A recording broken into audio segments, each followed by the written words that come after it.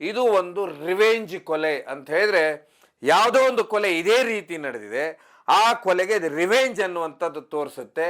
ಆಗ number plate ನೋಡಿದ್ರೆ ಆ ಇನೋವಾ ಮೇಲೆ ನಂಬರ್ ಪ್ಲೇಟೇ ಇರೋದಿಲ್ಲ. ಅದೇ ಸಮಯಕ್ಕೆ ಒಂದು ಇನೋವಾ ಗಾಡಿ ಬಂದು ಗುದ್ದುತ್ತೆ. ಗುದ್ದಿದ ಕೂಡ ಅದು ಎಷ್ಟು ಸ್ಪೀಡಲ್ಲಿ ಗುದ್ದುತ್ತೆ ಅಂತ ಹೇಳಿದ್ರೆ ಸ್ಕೂಟಿ ಹಾರಿ ಒಂದು ಕಡೆ ಬೀಳುತ್ತೆ, ಅವರನ್ನ ತಳ್ಕೊಂಡೇ ಹೋಗುತ್ತಾ ಇನೋವಾ.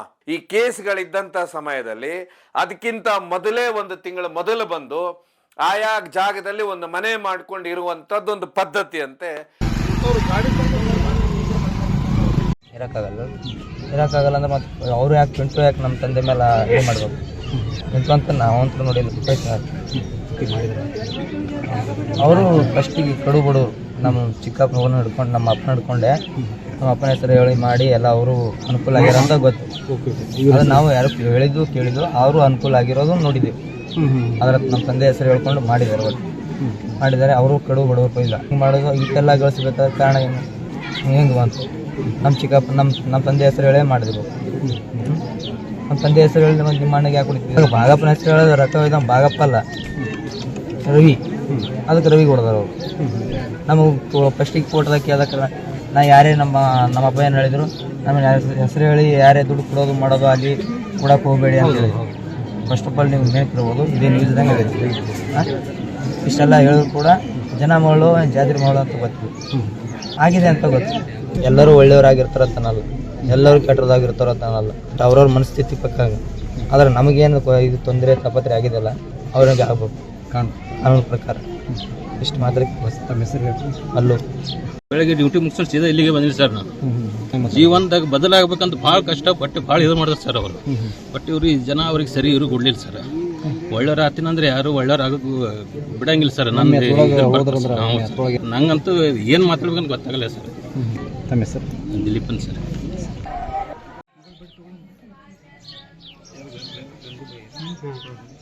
ಬೆಳಗ್ಗೆ ತೊಗೊಂಡೇವಿ.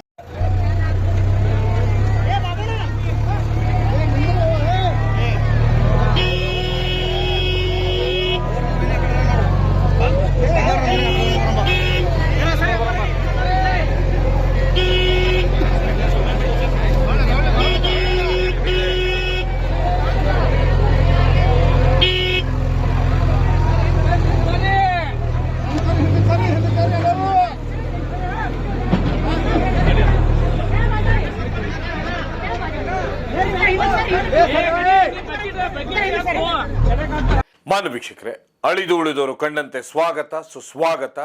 ಒಂದು ಭೀಕರ ಹತ್ಯೆ ಆಗಿದೆ. ಹತ್ಯೆ ಆದಂತ ವ್ಯಕ್ತಿ ಭಾಗಪ್ಪ, ನಿಮ್ಗೆಲ್ಲ ಗೊತ್ತು.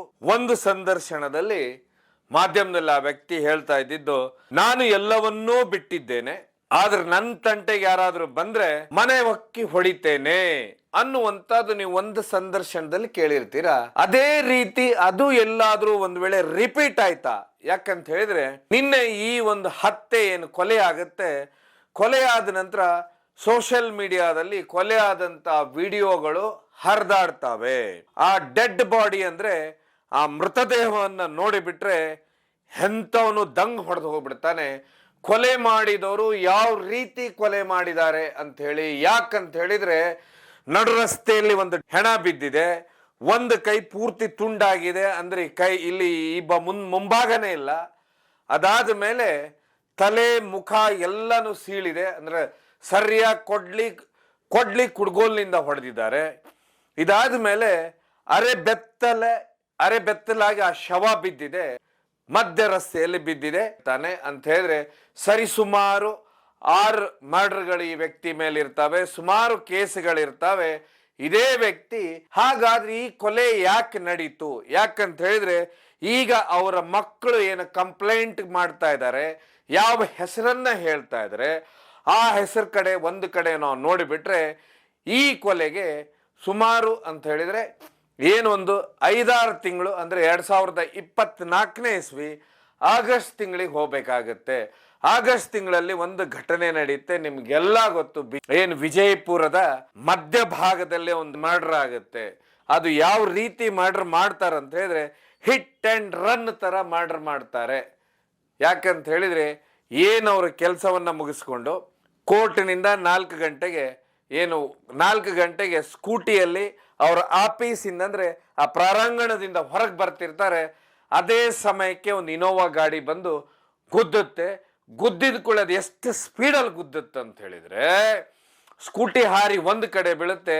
ಅದಾದ ನಂತರ ಆ ಬಾಡಿ ಏನಿದೆ ಕೆಳಗೆ ಬಿದ್ದಿರ್ತಾರೆ, ಅವರನ್ನ ತಳ್ಕೊಂಡೇ ಹೋಗುತ್ತಾ ಇನೋವಾ. ಸರಿಸುಮಾರು 1.5 ಕಿಲೋಮೀಟರ್ ಇಂದ 2 ಕಿಲೋಮೀಟರ್. ಇದೆಲ್ಲದಕ್ಕಿಂತ ಆಟೋದವನೊಬ್ಬ ಬೆನ್ನತ್ತಾನ ಆ ಇನೋವಾನ. ಆದ್ರೆ ಈ ಇನೋವಾದ ಮುಂದೆ ಆ ಬಾಡಿ ಇರುತ್ತೆ ಅಂತ ಹೇಳಿದ್ರೆ ಒಬ್ಬ ವ್ಯಕ್ತಿ ಸಿಕ್ಕಾಕೊಂಡಿರ್ತಾರೆ. ಆದ್ರೆ ಇನೋವಾ ನಿಲ್ಲೋದಿಲ್ಲ, ಇನೋವಾ ಹಾಗೆ ಹೋಗುತ್ತೆ.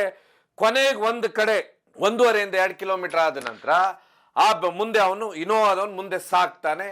ದೇಹ ನೋಡಿದ್ರೆ ಪೂರ್ತಿ ಮುಖ ವಿಕಾರವಾಗಿ ಆಕ್ಸಿಡೆಂಟ್ ಅಲ್ಲಿ ಸಿಕ್ಕಾಕೊಂಡ್ಬಿಟ್ಟಿರುತ್ತೆ, ಗುಜ್ಜಾಗಿರುತ್ತೆ, ಆಮೇಲೆ ಬಟ್ಟೆ ಎಲ್ಲ ಕಿತ್ತೋಗಿರುತ್ತೆ, ಒಂದು ಕೈ ಎಲ್ಲ ಉಜ್ಕೊಂಡು ಹೋಗ್ಬಿಟ್ಟಿರುತ್ತೆ. ಈ ಸೇಮ್ ನಿನ್ನೆಯ ಆ ದೇಹದ ಸ್ಥಿತಿ ಮತ್ತೆ ಅದನ್ನ ನೋಡಿ ಮತ್ತು ಆ ಒಂದು ಏನು ಇನೋವಾ ಕೆಳಗೆ ಬಿದ್ದಿರುವಂತ ವ್ಯಕ್ತಿಯ ದೇಹದ ಪರಿಸ್ಥಿತಿ ಆಕ್ಸಿಡೆಂಟ್ ಆದಾಗ ಪರಿಸ್ಥಿತಿ ನೋಡಿದಾಗ ಸೇಮ್ ಆಗತ್ತೆ. ಅದಾದ ನಂತರ ಇನೋವಾದಲ್ಲಿ ಏನು ಆಟೋದವ್ರು ಇವರೆಲ್ಲ ಬೆನ್ನತ್ತೆ, ಆದ್ರೆ ಆ ವ್ಯಕ್ತಿ ನಿಲ್ಸುದಿಲ್ಲ. ನಂತರ ಅವ್ನು ನಂಬರ್ ನೋಡ್ಲಿಕ್ಕೆ ಪ್ರಯತ್ನ ಮಾಡಿದ್ರೆ ಆ ಇನೋವಾ ಕಾರ್ ಮೇಲೆ ನಂಬರ್ ಇರುವುದಿಲ್ಲ. ಅದಾದ ಮೇಲೆ ಒಂದು ಕಡೆ ಏನ್ ಮಾಡ್ತಾನಂದ್ರೆ ಇನೋವಾದಿಂದ ಇಳಿದು ನೋಡ್ತಾನ ಅವನು. ತುಳಸಿರಾಮ್ ಅಂಡ್ ಟೀಮ್ ನ ಬಂಧಿಸ್ತಾರೆ. ಬಂಧಿಸಿದ ನಂತರ ಯಾಕೆ ಕೊಲೆ ಮಾಡಿದ್ರಪ್ಪ, ಯಾಕೆ ಈ ಕೊಲೆ ಆಯ್ತು ಅಂತ ನೋಡ್ತಾ ಹೋದ್ರೆ ಹಿನ್ನೆಲೆ ಹೋದಾಗ ಏನಾಗುತ್ತೆ ಅಂತ ಹೇಳಿದ್ರೆ ಡೆತ್ ಆದಂತ ವ್ಯಕ್ತಿ ದುಡ್ಡಿನ ವ್ಯವಹಾರ ಇರುತ್ತೆ. ಆ ದುಡ್ಡಿನ ವ್ಯವಹಾರ ಯಾವಾಗ ಅವನು ದುಡ್ಡು ಕೊಡೋದಿಲ್ಲ ಅಂದಿರ್ತಾನೆ, ನಂತರ ಅವರು ಕಿಡ್ನಾಪ್ ಮಾಡ್ತೇನೆ ಅಂತ ಹೇಳಿರ್ತಾರೆ. ಅದೇ ಸಮಯಕ್ಕೆ ಅವನೇನ್ ಮಾಡ್ಬಿಡ್ತಾನಂದ್ರೆ ಆ ವ್ಯಕ್ತಿ ಏನ್ ಮಾಡ್ಬಿಡ್ತಾನಂದ್ರೆ ಎಲ್ಲೋ ಒಂದು ಕಡೆ ಭಾಗಪ್ಪನ್ನು ಕಾಂಟ್ಯಾಕ್ಟ್ ಮಾಡಿರ್ತಾನೆ.